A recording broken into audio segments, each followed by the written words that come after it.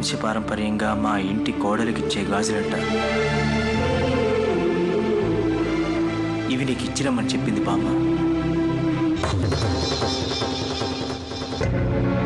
నువ్వు ఈ గాజులు వేసుకుంటే అంతా శుభమే జరుగుతుందని చెప్పింది మా బామ్మ. నువ్వు మా ఇంటి చిన్న కోడలు అవ్వాలి అనుకుంటే రేపు నేను వెళ్లేలోపు ఈ గాజులు వేసుకుని రమ్మని చెప్పింది మా బామ్మ. రాధిక, నేను వెళ్లే విమానం రేపు పొద్దున 11 గంటలకి. ఉదయం 9 గంటల వరకు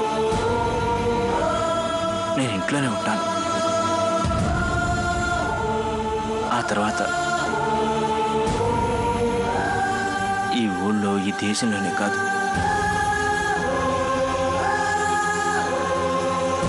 నీ జీవితంలో కూడా ఉండను.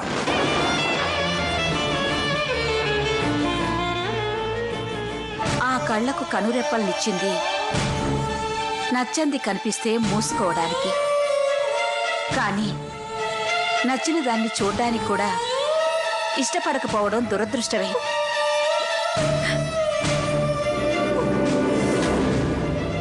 నువ్వు మూసేసుకున్నది కళ్ళని కాదే, మనసుని. అమ్మా, నా మనసుకి రెప్పలు లేవమ్మా.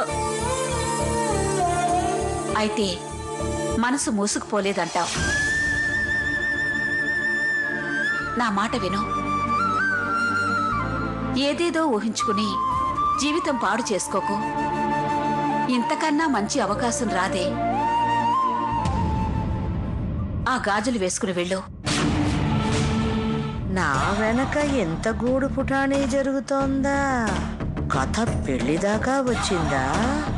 రాధిక, ఆ గాజులు వేసుకుని వెళ్ళాలనుకోకు. అనుకున్నా నేను వెళ్ళనివ్వను. నేను బతికుండగా మీ ఇద్దరికి పెళ్లి జరగనివ్వను.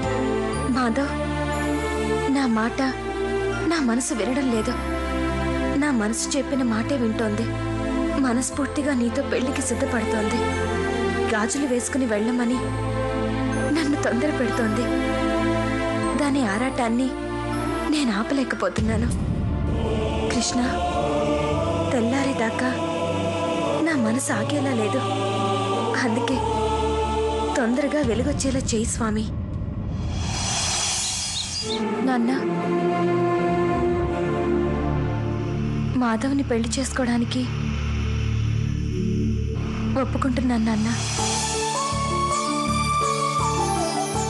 ఆ విషయం చెప్పడానికే మాధవ్ దగ్గరికి వెళ్తున్నాను. రాధిక,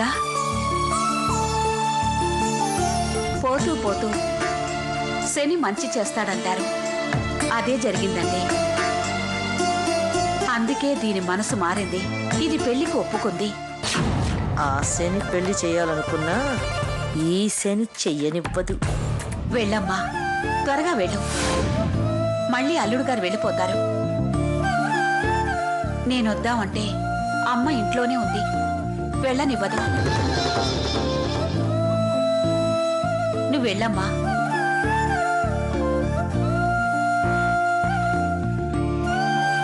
వెళ్ళేటప్పుడు గాజులు వేసుకుని వెళ్ళమ్మా. గాజులా? ఇంకెక్కడి గాజులు? గాజులట గాజులు.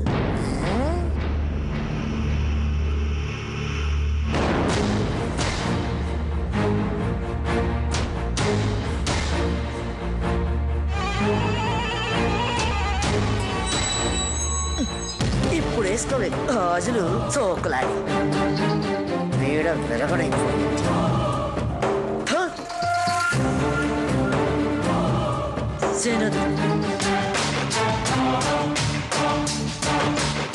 ఏంటో వెతుకుతున్నావు?